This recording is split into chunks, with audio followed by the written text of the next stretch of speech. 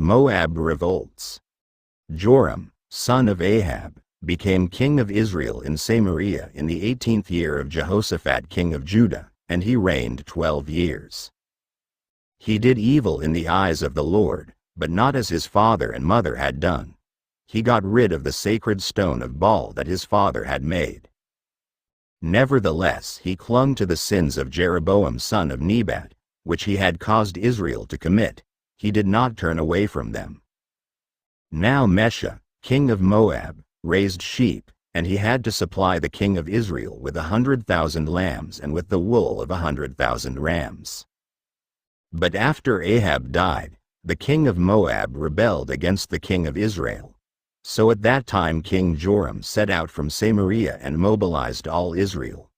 He also sent this message to Jehoshaphat king of Judah. The king of Moab has rebelled against me. Will you go with me to fight against Moab? I will go with you, he replied. I am as you are, my people as your people, my horses as your horses. By what route shall we attack? He asked. Through the Desert of Edom, he answered. So the king of Israel set out with the king of Judah and the king of Edom. After a roundabout march of 7 days, the army had no more water for themselves or for the animals with them. What? Exclaimed the king of Israel. Has the Lord called us 3 kings together only to hand us over to Moab? But Jehoshaphat asked, Is there no prophet of the Lord here, that we may inquire of the Lord through him? An officer of the king of Israel answered, Elisha son of Shaphat is here. He used to pour water on the hands of Elijah. Jehoshaphat said, The word of the Lord is with him. So the king of Israel and Jehoshaphat and the king of Edom went down to him. Elisha said to the king of Israel, What do we have to do with each other? Go to the prophets of your father and the prophets of your mother. No, the king of Israel answered, because it was the Lord who called us 3 kings together to hand us over to Moab. Elisha said, As surely as the Lord Almighty lives, whom I serve, if I did not have respect for the presence of Jehoshaphat king of Judah, I would not look at you or even notice you. But now bring me a harpist. While the harpist was playing, the hand of the Lord came upon Elisha and he said, This is what the Lord says.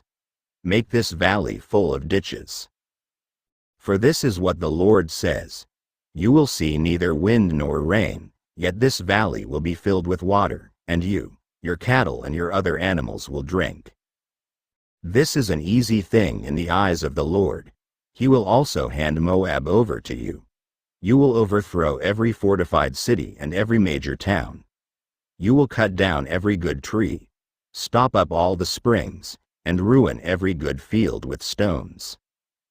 The next morning, about the time for offering the sacrifice, there it was, water flowing from the direction of Edom, and the land was filled with water. Now all the Moabites had heard that the kings had come to fight against them. So every man, young and old, who could bear arms was called up and stationed on the border. When they got up early in the morning, the sun was shining on the water. To the Moabites across the way, the water looked red, like blood. That's blood, they said. Those kings must have fought and slaughtered each other. Now to the plunder, Moab. But when the Moabites came to the camp of Israel, the Israelites rose up and fought them until they fled. And the Israelites invaded the land and slaughtered the Moabites. They destroyed the towns, and each man threw a stone on every good field until it was covered. They stopped up all the springs and cut down every good tree. Only Kir-Hareseth was left with its stones in place, but men armed with slings surrounded it and attacked it as well. When the king of Moab saw that the battle had gone against him, he took with him 700 swordsmen to break through to the king of Edom, but they failed.